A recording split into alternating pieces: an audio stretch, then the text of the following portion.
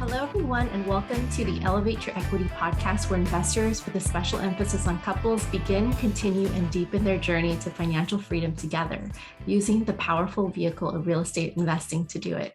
So it's been some time now, and we wanted to have an episode where it was just us updating you and sharing with all of our listeners where we are in our journey, and just updating you on all of our breakthroughs and our wins and just where we are in life right now. So you want to start? It's been an interesting couple of weeks. We hope that it's been fantastic, your Thanksgiving, and the holiday season was good, because I realized just now that by the time you listen to this, most likely the holidays will be either in full swing or already over. And so I just wanted to wish you and your family a fantastic holiday season and a great start to 2022. Crazy that that's already happening, but it is. These last couple of weeks, we've been kind of focusing a little bit more on the health side. Elevate Equity has been growing a lot in a lot of different ways. We've been continuing to work on the deals that we have actively. And as of a couple of days ago, completely fully funded, or at least fully soft committed, our apartment complex project in Indianapolis, and are looking already for the next deal. Trying to put everything together so we can get going on the next one, and putting together the pieces for a more sustainable business. Because as we continue to do all of these great things, it's going to be really important to have a team that continues to grow with us. And in the context of that, we have some great team members that Sophie's been able to not really recruit, but I guess maybe recruit is the right word, but basically join up with in partnership to help us with some of the day-to-day tasks, and also some of the issues and big growth time crunches that we're going to be having in Elevate Equity as we grow, and also in her business too. And another layer on top of that was the health focus. Last time we spoke, we may or may not have touched on this a little bit, but there was a little bit of a surprise when we found out how high my blood pressure was getting. And it could have been due to, Thanksgiving. We all kind of splurged a little bit. We had 2 Thanksgiving dinners. Actually, my parents came in, and then we had one with Sophie's parents as well here in Texas. And it was really great, but it was something that is not to be enjoyed every day. And we kind of had like a little wake-up call, at least for me, and started entering into this salt, oil, sugar type diet. So I don't know where you would like to go with this, but I think that having a team to help do a lot of the stuff, it's all related, as it always is. The team will help with taking some of the day-to-day tasks off of our plates so that we can focus more on our health and focus on actually living in these places and going out and enjoying everything. So I think that it's a really good step in the right direction, but definitely have been wrestling with some fear in letting some of this stuff go. And allowing other people to control the business and start working within the business. Yeah, and just to zoom out a little bit, because this particular episode, we do want to talk about our health layered on top of all of the expansion and all of the scaling and growth that we've been encountering for the past few months, which has been amazing. We're so blessed, so grateful. But I think it's, as we're growing and scaling, it's not without certain sacrifices at certain costs. And so the cost that we've been experiencing is perhaps the health aspect, right? Yeah. And what had happened was, looking back, again, we've been in, I would say, 17 cities over the past 6 or 7 months, and it's been amazing, so much fun, and so many great experiences.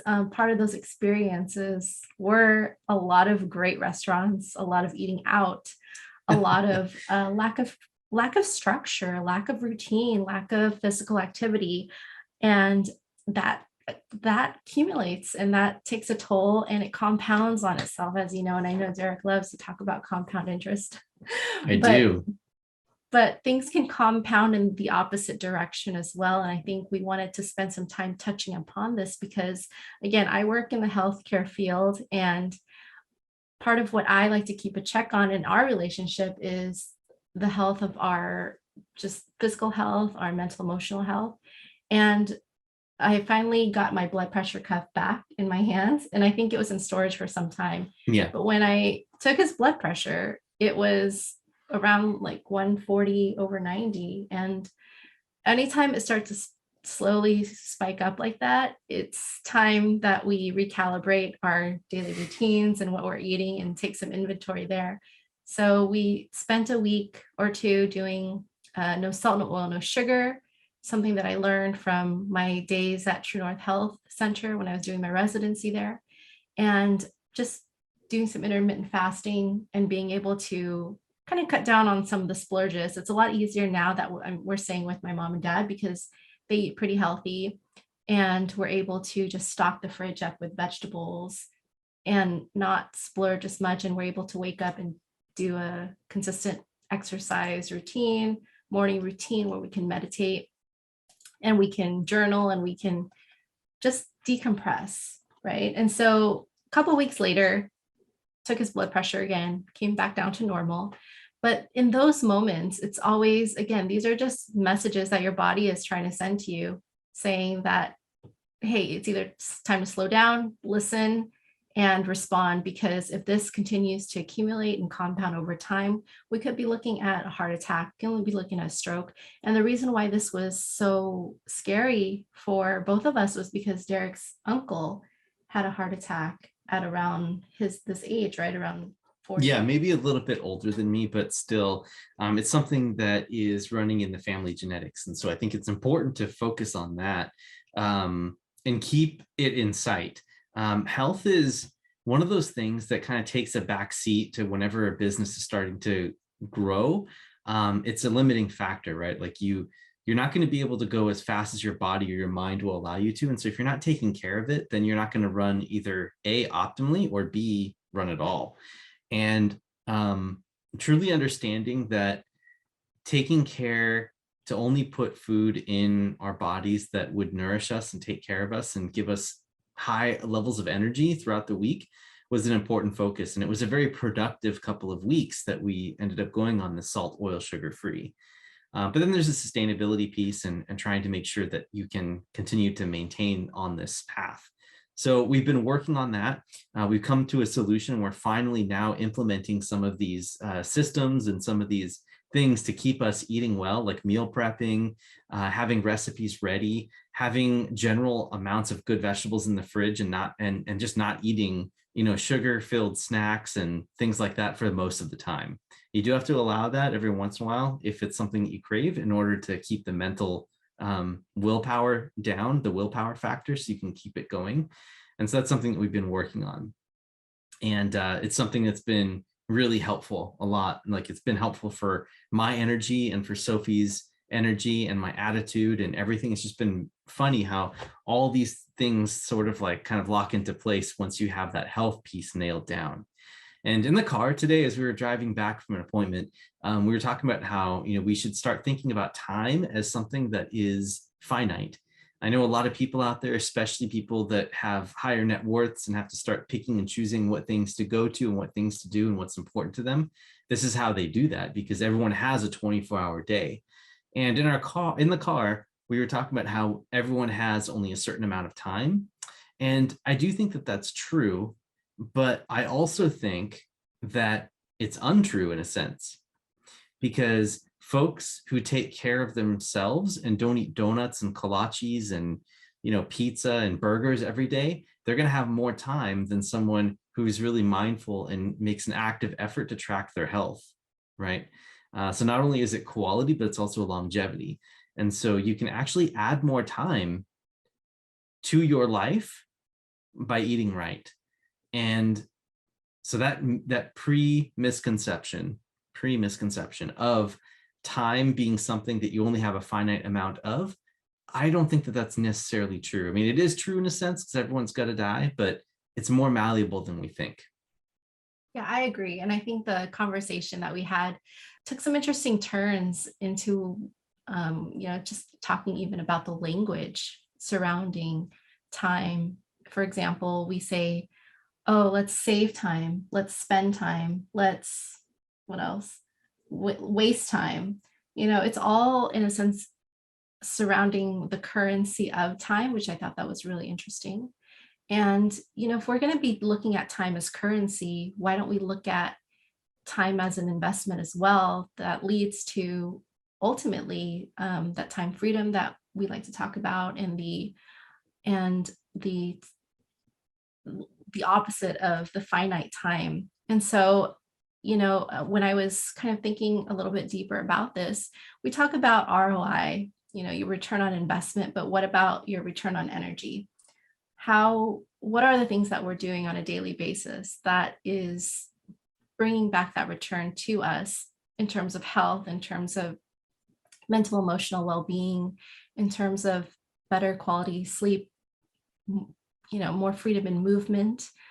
And I think that's something, again, that doesn't get put as a priority until your body starts pretty much screaming at you and sharing, and start sharing symptoms with you in terms of the high blood pressure, the perhaps, it could be more severe than that, the lowered immune system, the coughing, the trouble breathing, the trouble going upstairs, or maybe your stomach gets upset, headaches, joint pain. Those are all just red flags that your body is saying, hey, pay attention. And I think that we sort of had many moments in the past couple of weeks where our bodies said pay attention, but in the past few months, we pretty much just said no, not right now. And I think now that we have more time freedom, now that we have a little bit more stability, I think it really is time to pay attention. And the reason why we're talking about this today is because often like I said, it gets pushed to the back burner, where your health is really legitimately your true wealth. And I think it's important to really, really focus on which direction that is going in your life. Yeah, I couldn't agree with you more on this, because this is something that we have to kind of like flip onto its head, because when people are so concerned about chasing one particular aspect, such as money or spirituality or anything, it's an unbalanced thing. And I really like the full accounting that the time piece includes into your life, because if you look at measuring things and you look at measuring someone's success through funds or through money, like there's a certain amount of things that you can maybe deduce from someone's bank account if you take a look at that, or their assets, right? But if you take a look at someone's time, right, and how they're spending time, or how they're investing time, or how they're giving time, or how they are wasting time, by looking at their calendar, then that gives you a more fuller picture, I would argue, more than even the bank account, because it comes back to that mindset piece of wherever your mindset is, your external world will eventually manifest around that. So if you're thinking, that you're in a positive place, and you're thinking that you have an abundance of time and energy, and have enough to give and be wealthy and contribute to society, then that's where your energy is going to vibrate to. And on the other hand, if you're in the opposite direction, it's going to go there too. It's really funny. Over the last couple of weeks, I've been listening a lot to this podcast called the Fall of Civilizations podcast. And it was mentioned by Tim Ferriss, and one of the people that he was conversing with, I think it was Balaji Srinivasan, who has a really, really great podcast on cryptocurrency and everything like that, Web 3.0, and the future of what's going to happen with this economic situation that's kind of happening all around us and on a global scale. And this podcast was mentioned because history tends to repeat itself, and it's really interesting to see how other civilizations have grown and then fallen over the years. Like they've grown to such amazing heights, and then they end up falling out because of some assumption or something that they had no control over, or that they took for granted. And I see that happening also with Sophie and I's journey towards financial independence, and the path of wealth, and the path of giving, and the path of all of that, right? There could be some external variable that comes in that you're not considering that can completely wipe you off that path. And that's why I view health as one of those things. So it's really interesting to see these civilizations grow, and millions of people or hundreds of thousands of people depend on it. And then it gets taken away because the seas move, or because monsoon season stops, or because the waters dry up, or because of invaders coming in, right? Like all these external things. And so I think that Sophie and I are in this practice right now of trying to become anti-fragile. And if there is some sort of black swan event, which by the way is a great book, Anti-Fragile by Nassim Taleb, I believe is his name. This conversation that we're talking about today is to just try to build yourself up to be anti-fragile.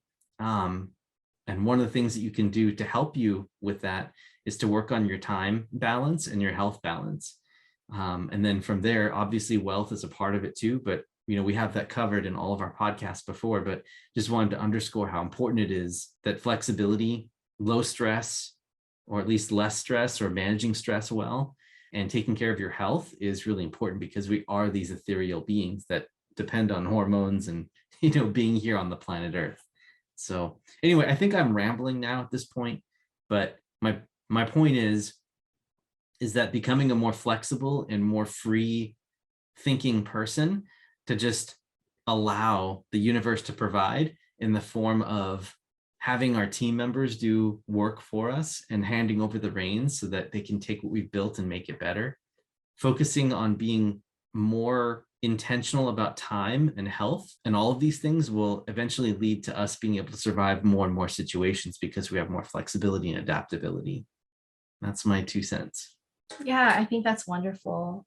And there's a lot of parallels that we could probably make with all of the topics that we've covered in our podcasts, with all of our wonderful couples that we've spoken to.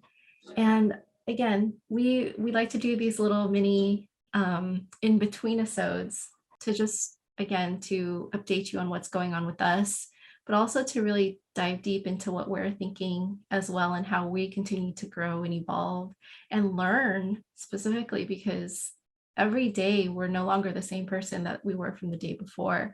There's always a new layer there. And it's always so exciting to be able to have a platform and a medium to share all of our thoughts and ideas, so that we can look back on past episodes and say, wow, we've come a long way. Yeah, I think we already have.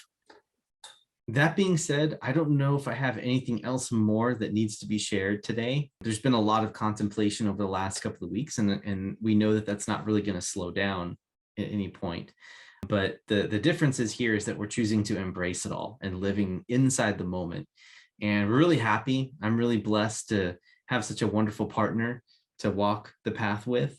Sophie's been incredibly supportive and helpful with everything. And then, just enjoying life and being grateful, and getting back into the miracle morning routines, and moving away from being traveling every single day for 6 months, and then finally getting some grounding before we pick up and move again. We're just learning so much from the shifts in lifestyles, and we're happy to be able to share this along, or pass it along with you guys, so that you can all either live through us or take away some of our messages. And then at the same time, we get to look back, like Sophie said, and reflect on where we've been and how far we've come. It's because it's hard to measure that. It is really hard to measure. And I would say, at this point in our lives, it's what I've learned too, is that there is really no comparison measuring stick, because all of our journeys are so unique. And it quite possibly, that's probably the most freeing part of all of this, right? Yeah, absolutely. Yeah, there's no right answer. Mm-hmm. And so thank you too. And I'm so blessed. And in the spirit of the holidays, just always so grateful to have Derek as my husband, and exploring and growing together on this amazing journey. So with that being said, thank you so much. We hope you have a wonderful holiday and a beautiful, beautiful New Year's. We will be back in touch soon for our next in-between-isode. But until then, this is Sophie. And this is Derek. And we are signing off.